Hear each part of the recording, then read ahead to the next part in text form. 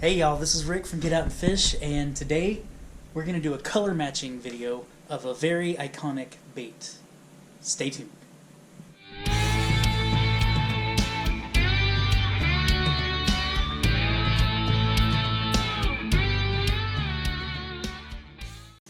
Alright y'all, we are back. And like I said in the intro, we are going to be color matching a pretty iconic color from the lineup of colors available to us in all the different brands and all the websites.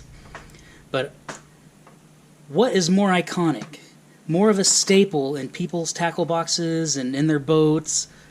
I guarantee you, there's probably thousands of people that caught their first or biggest or had some kind of relation with catching their most bass on Gary Yamamoto's Green Pumpkin, most likely a Cinco, but any of the Green Pumpkin varieties of their baits. But what gets more iconic than that, right? I mean, it's just tried and true.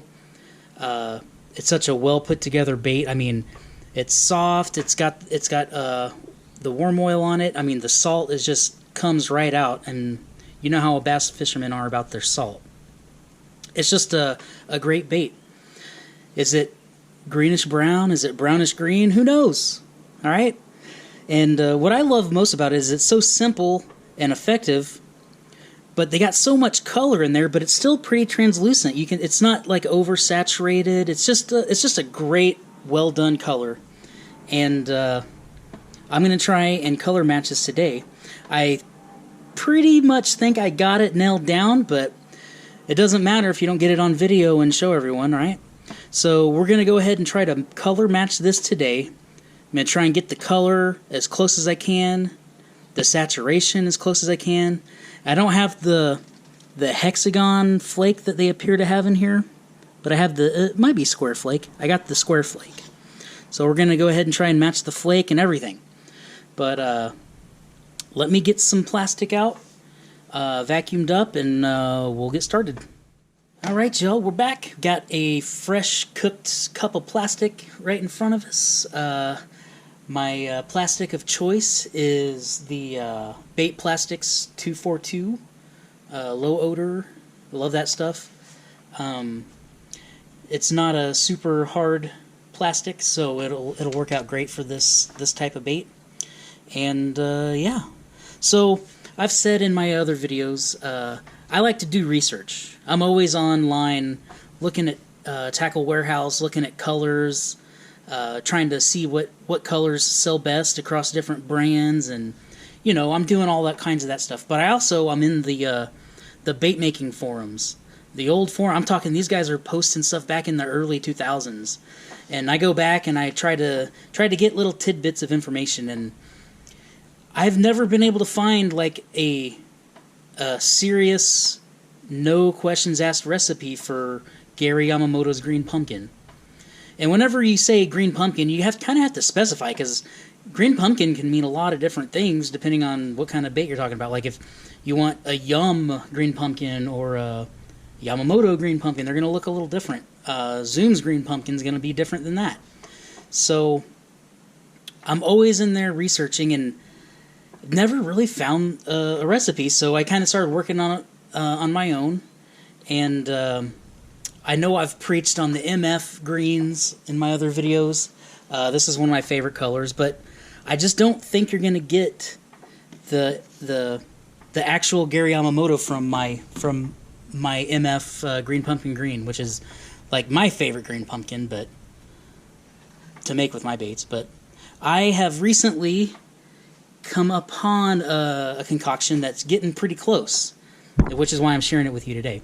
And just a helpful tip for everyone: if you're going to color match, get the actual bait in front of you, because the pictures online lie big time. So get your hands on the actual color from the store, or order it from Amazon or something. Get your hands on the bait and melt it down. Look at it when it's melted. It'll tell you a lot of stuff if you melt it down yourself and take a look at it. If you're really trying to narrow it down and get really close, you're going to want to have the bait in hand. But anyway, let's get started. So the green pumpkin I'm going with is Lureworks Green Pumpkin 109. I never had it till recently, till I moved out here, and I kind of like it. It's not bad. Give it a good shake up. And I'm going to add, what did I say? I think 38 drops. 1, 2, 3.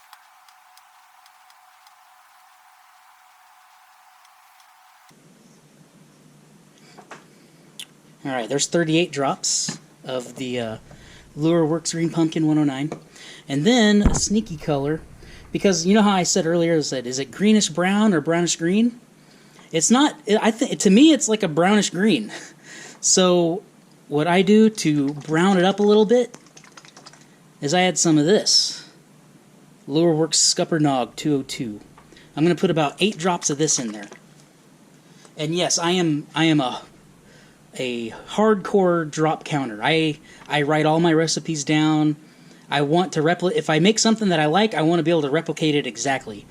There's nothing worse than coming up with something that looks good, posting it on Facebook, and everyone likes it, and you have no idea how you made it. That's happened to me more times than I can count. So I write these down. So let's add 8 drops of this.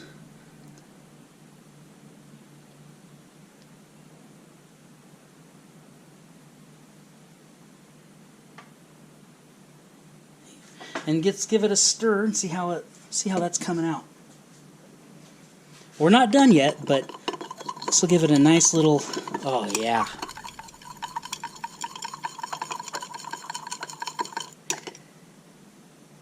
That is some green pumpkin heaven right there, if you ask me. So the answer to the question isn't that big a deal, but being able to ask the question, is it greenish brown or brownish green, is kind of what I'm going. I want people to ask that question whenever I'm making this. That's kind of what I'm thinking in my head. Is it greenish brown or brownish green? I don't know. Kind of a greenish brown. But let me add the next ingredient, worm oil. I'm going to soften it up a little bit because all my bass guys, they like their baits salty and soft. So I usually add about 2 teaspoons. 1. A little more. It'll be really soft. How about that? But yeah, I add worm oil into my plastic to soften it up. It cools it down really quick too. So we're gonna have to heat this up here in a sec. But I'm also, if we're going Gary Yamamoto style, I gotta add a bunch of salt, right? And that's also gonna affect the color. So it's definitely gonna have an impact on how that color looks. So I'm gonna add 3 tablespoons for a cup of plastic. Some guys do a whole quarter cup. That's just a little too much for me. So there's 2, 1 more. That's gonna be good and salty. 3. That's a lot of salt, in my opinion. But not enough for some other guys.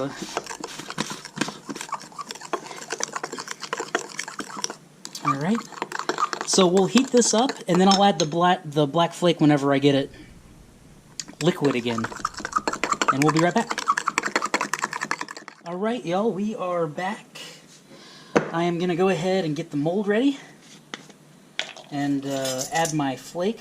I'm going to do 1.5 quarter teaspoons. All I have is the square flake, so I hope that looks close enough. I had to re-vacuum it because whenever you put salt into the plastic, we all know it introduces a whole bunch of added moisture that you didn't want in there, which we know makes bubbles. So, alright, that's nice and mixed up. Look good. You can definitely see the salt in there. So I'm going to keep that right there. Actually, I might just put it in there for 20 seconds while I get this mold ready.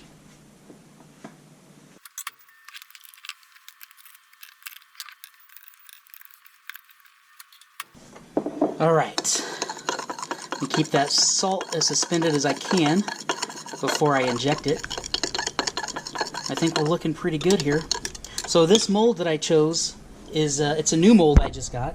It's Fat Guys Fishing. It's the Stretch Grub, the 4-inch Stretch Grub. So it looks like the old Gary Yamamoto Stretch 40s is kind of what it's supposed to imitate or look like.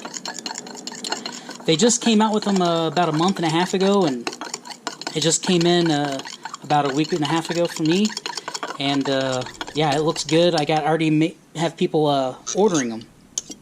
So give that a shout out. I don't have anything to do with Fat Guys Fishing, so I'm just saying that because it's a good mold, and it looks good, and it shoots really well too. All right, let's go ahead and get this going.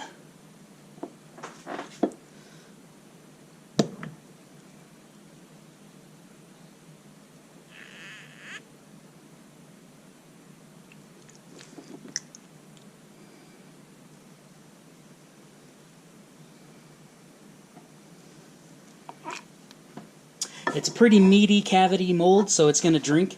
You're going to see it go down, so I'm going to make sure and fill that sprue up. It is definitely going to drink a little bit. And that'll be perfect. It'll be good to go. So whenever this is ready, we'll come back and I'll show you guys how it looks, and we'll compare it to the actual Gary Yamamoto Cinco green pumpkin. So we'll see you all in a sec. Alright, we are back. I think this is ready to crack open. And let's see how it turned out. Now, I want to say, I'm not trying to tell everyone this is how Gary Yamamoto does it, or this is how you should do it. I'm just saying there's many ways to get to this color. This is the way I found it. This is the way I got to it. So, I had to get these info notes out there before I forget to mention it. I'm sure lots of other guys have matched it really close as well. I'm not saying this is me and I finally cracked the code or anything. I'm just saying this looks good. It looks close. So that being out of the way, let's crack this open and check her out. Alright, these are a little girthier than your Yamamoto Cinco. But I like how it's kind of translucent still. It's not saturated to the max. You can see the flakes suspended in there. Gotta tell y'all, looks pretty close. Not gonna lie. Obviously, whatever secrets that Gary Yamamoto does to make it this soft and this, I mean, God, those are amazing. And adding the worm oil will get you close, but I don't want to add too much because I don't want my customers to be losing fish after, or losing baits every time they catch a fish. They have to change the bait. I want them to get a few uses out of it. But I think it's pretty close. It's definitely as translucent. Oh, take it outside. Be right back.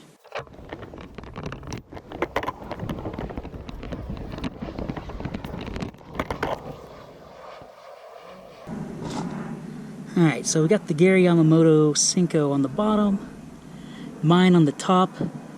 You know, I do see a little bit of a difference. Maybe one more drop of that Scuppernong, and I think it'll be right there. Maybe take away 2 drops of the green pumpkin and add 1 drop of the Scuppernong, and we'll be right there. But that's pretty close, y'all. I like it. Alright, back inside. But yeah, I'm pretty happy with it, and this is why I sell it the way I sell it on my website now. I sell my green pumpkin in this color. Just because it's so close. I could see a little bit of a difference outside, but in here in the garage, it's almost a dead heat. Mine's a little more saturated than the Gary Yamamoto. So maybe I could get away with taking away a couple drops of green pumpkin and 1 drop of the Scuppernong, or adding a drop of the Scuppernong. But also, it's like I see in all those forums, all those color matching discussions on the bait maker websites. Close counts, and in my opinion, that's pretty close. So, if y'all have any questions or have any other colors you'd like to have me match, because I have to say I don't fish with a lot of Senkos personally, but man, I am a huge fan of Gary Yamamoto's colors. They're deceivingly simple. They look simple, but then you go to try to match it, and there's other stuff going on in there when you melt it down and you really take a close look at it. It's like, wow, they didn't just mix up a bunch of colors together and call it green pumpkin. They tested it, they worked with it, they got it right, in my opinion. And if your life depended on it and you had to catch a bass, this is probably what you would grab, right? So hopefully people will do that with our baits as well. But if you got any questions or if you have any suggestions for me on this color, let me know in the comments. I'm going to be doing some more color matching videos because I have had customers ask me to match exact colors, and I've gotten it down pretty close on a couple other colors. So if there's any other colors y'all would like to see, let me know, because I'm kind of getting the hang of this. And let me know in advance so I can order the bait and get it in my garage and then really be able to take a look at it. But if I'm happy with it. Hope y'all are happy with it, and let me know what you think. All right, I'll talk to y'all in the next video. Tight lines.